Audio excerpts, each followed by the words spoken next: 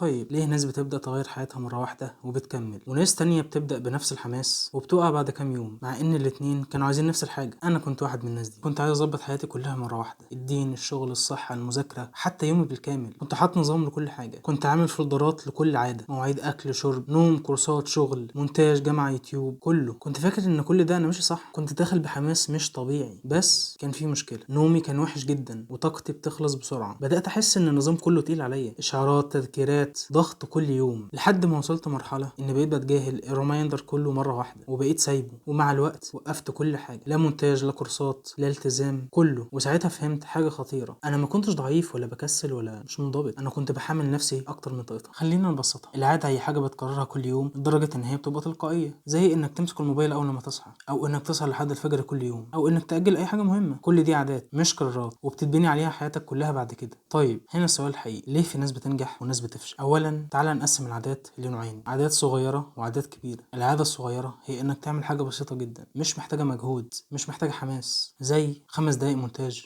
او انك تقرأ صفحة واحدة، او انك تتمرن تمارين واحد بس. الفكرة مش في الحجم، الفكرة انها تتعمل كل يوم، كأنك بتمرن عضلة بالظبط. في الاول بتبقى ضعيفة، بس مع الوقت تبقى قوية. لكن العادات الكبيرة انك تبدأ تقلب حياتك كلها مرة واحدة، 4 كورسات مرة واحدة، تمرين ساعة، مذاكرة لساعات طويلة وانت قبلها اساسا ما كنتش بتقدر تذاكر نص ساعة على بعض، شغل، دين، تطوير، كل حاجة في نفس الوقت. ساعتها ايه اللي بيحصل بقى؟ حماس عالي وبعدها انهيار. انا كنت عامل جدول 6 ساعات شغل يوميا من غير راحة تقريبا، وفي الاخر ما كملتش، مش عشان مش عايز، لكن عشان مفيش تدرج. انا اكتشفت ان المشكله مش في الاراده، المشكله انك بتحاول تبدا بحاجات كبيره جدا. في علم العادات بيقولوا ان التغيير بيبدا من حاجات صغيره جدا، مش من قرارات ضخمه، زي فكره اتوميك هابتس لجيمس كلير اللي بياكد ان التكرار اهم من الحجم. وكمان فكره ميني هابتس، فكرته انك تبدا بحاجه صغيره تقدر تعملها حتى لو يومك وحش. وكمان النبي صلى الله عليه وسلم قال احب الاعمال الى الله ادومها وان قل. يعني ربنا مش عايزك تبدا بقوه، هو عايزك تكمل. انا اللي فهمته في رحلتي ان العادات الكبيره بتكسرك، في حين ان العادات الصغيره بتبنيك. المشكله مش فيك، المشكله انك بدات بطريقه غلط. بس في حاجه اغلب الناس ما بتفهمهاش، مش كل اللي بيبدا صغير بيكمل، لان في حاجه اعمق من الطريقه نفسها. وده اللي هنعرفه في الفيديو الجاي باذن الله. والسلام عليكم ورحمه الله وبركاته.